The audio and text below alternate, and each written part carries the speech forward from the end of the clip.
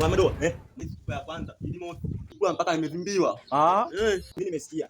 Wewe usikia sikukuu, nimesikia kabisa madoa. Njoo nipakue. Nimevimbiwa. Wewe mwanangu yote 9. 10. Ile siku ile limosi ile. Nikataka kutembea hivi nikakiona kitoto kikali. Wewe nikakimbisha kitoto kimeingia kwenye line. Wewe kimenikubalia. Nikakichukua pale nikakipeleka guest. Nimekipeleka bondeni kule kinawanawa. Nimeingia mpaka ndani chumbani kabisa guest. Kufika pale guest nimeingia mpaka ndani. Kuingia ndani pale mimi si unajua sitaki mambo mengi. Nikasema mtoto kwanza niweke. Nikavua shati mimi nikatungika. Pale kulikuwa kuna 40. Nilipotungika rafiki yangu, mtoto nikaanza kumsiana naanza kupiga makelele.